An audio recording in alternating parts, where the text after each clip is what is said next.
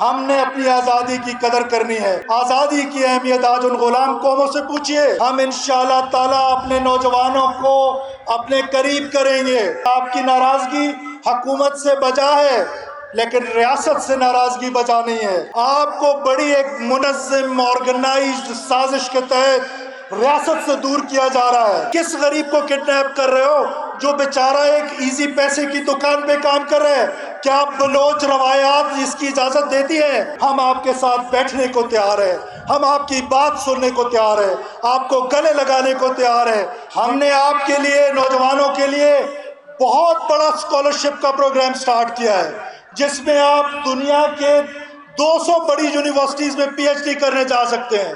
ہمارا ٹیلنٹ ہٹ پروگرام جو matric board Balochistan board سے جنہوں نے ٹاپ کیا ہے، 10 بچے اور 10 بچیوں کو ہم آگے 16 سال آپ کی ایجوکیشن آپ کی حکومت فلی فنڈڈ اسکالرشپ کے تحت برداشت کرے گی۔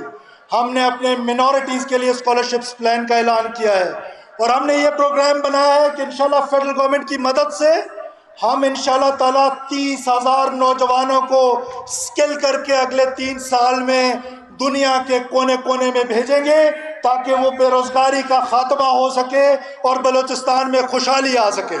میں آپ کو یہ یقین دلاتا ہوں کہ آپ کی حکومت، چاہے وہ صوبائی حکومت ہو چاہے وہ مرکزی حکومت ہو، ہم انشاءاللہ تعالیٰ اپنے نوجوانوں کو اپنے قریب کریں گے، اپنے کنڈکٹ سے یہ ثابت کریں گے کہ آپ کی ناراضگی حکومت سے بجا ہے لیکن ریاست سے ناراضگی بجا نہیں ہے۔ ریاست کی اہمیت، آزادی کی اہمیت آج ان غلام قوموں سے پوچھئے۔ آج دیکھیں کشمیر میں کیا ہو رہا ہے، دیکھیے آج فلسطین میں کیا ہو رہا ہے۔ ہم نے اپنی آزادی کی قدر کرنی ہے اور بلوچستان کے لوگ تو اپنا لہو دے کر اپنی آزادی کی قدر کر رہے ہیں اور انشاءاللہ تعالیٰ یہ مقدس لہو کی برکت سے بلوچستان امن کی طرف جائے گا، خوشحال بلوچستان ہوگا، پرامن بلوچستان ہوگا تو خوشحال پاکستان کے راستے تمام کے تمام انشاءاللہ تعالیٰ بلوچستان سے گزریں گے۔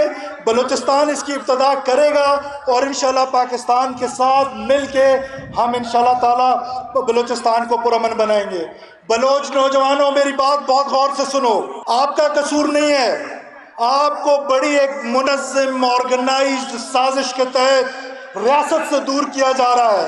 آپ کو سوشل میڈیا کے ذریعے ریاست سے دور کیا جا رہا ہے۔ آپ نے دور نہیں ہونا ہے ریاست سے، آپ نے ریاست کے قریب آنا ہے۔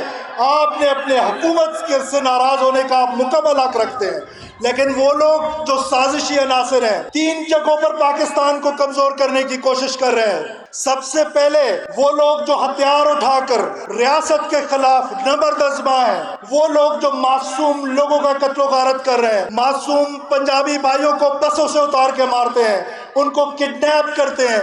کس غریب کو کڈنیپ کر رہے ہو جو بیچارہ ایک ایزی پیسے کی دکان پہ کام کر رہے ہیں؟ کیا بلوچ روایات اس کی اجازت دیتی ہے؟ بلوچ روایات اس کی اجازت نہیں دیتی ہے۔ ہمارے بزرگوں نے تو اپنے باؤٹوں کے لیے، اپنے ہمسایوں کے لیے خون کی ندیاں بہا دی تھی، تو ہم کیا کر رہے ہیں؟ کیا بلوچ روایات اس کی اجازت دیتی ہے کہ ہم اپنی خواتین کو جس طرح استعمال کر رہے ہیں، کبھی ان کو خود کو حملہ آور بناتے ہیں، کبھی ان کو سڑکوں پر بھیجتے ہیں؟ ہم نے یہ فیصلہ کیا ہے کہ ہم اپنے نوجوان کو صحیح راستہ دکھائیں گے۔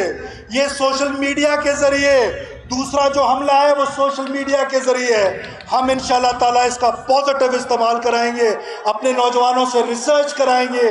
یہ جو نیگیٹو ایکٹیویٹی سوشل میڈیا کے ذریعے پھیلائی جاتی ہے اس کو انشاءاللہ تعالیٰ روکیں گے۔ تیسرا اور سب سے اہم حملہ یہ پھر آرگنائزڈ ہے۔ کوئی دو رائے نہیں ہونی چاہیے آپ کو کہ پاکستان کو بلوچستان کے اندر جو کمزور کرنے کی کوشش کی جا رہی ہے اس میں جس طرح معصوم نوجوانوں کو ورغلا کر ایک جھوٹا پروپیگنڈا کے ذریعے ریاست سے دور کر کے ان کو سڑکوں پہ لے کر آ رہے اور حکومت کے آمنے سامنے لے کر آنے کی کوشش کر رہے ہیں۔ آپ دیکھیں کہ یہ جو ریسنٹلی کرائسس ہوا، حکومت نے کتنے صبر کا پیمانہ لبریز نہیں ہونے دیا۔ ہم نے بلوچ روایات کو سامنے رکھتے ہوئے اس کے باوجود کہ ہمارے سیکورٹی فورسز ایک شبیر بلوچ سبی سے اس کو بے دردی سے شہید کیا گیا، لیکن ہم نے کسی خاتون کو ہاتھ نہیں لگایا۔ ہمیں بلوچ روایات کا احساس ہے، ہمیں پشتون روایت کا احساس ہے، ہمیں ہزارہ روایات کا احساس ہے، ہمیں یہاں بسنے والے تمام قوموں کا، جو ہمارے پنجابی سیٹلر بھائی ہیں وہ اتنے ہی بلوچستانی ہیں جتنا کہ میں ہوں، ان روایات کا احساس کرتے ہوئے ہم نے ایک بھی خاتون کو ہاتھ تک نہیں لگایا، باوجود اس کے کہ ہماری وومن پولیس جو ہے اس کو ہراس کیا گیا، جتھوں نے ان کا پیچھا کیا۔ وہ ویڈیوز آپ کو سوشل میڈیا پہ نظر آئیں گی، لیکن اس کے باوجود ہم نے صبر کیا۔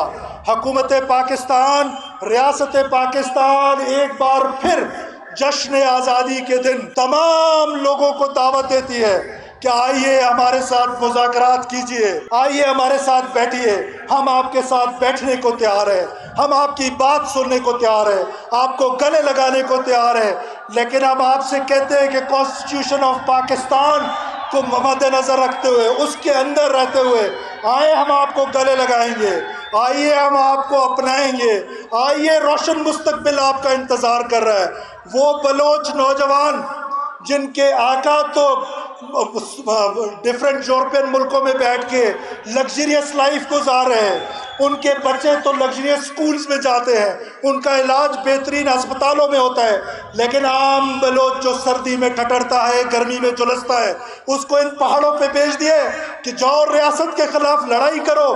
یہ ریاست نہیں ٹوٹنے والی، اتنی منظم فوج کے ہوتے ہوئے، اتنی منظم حکومت کو ہوتے ہوئے، جمہوریت کے ہوتے ہوئے میں نہیں سمجھتا کہ یہ ریاست ٹوٹنے جائے گی، یہ تا قیامت رہے گی۔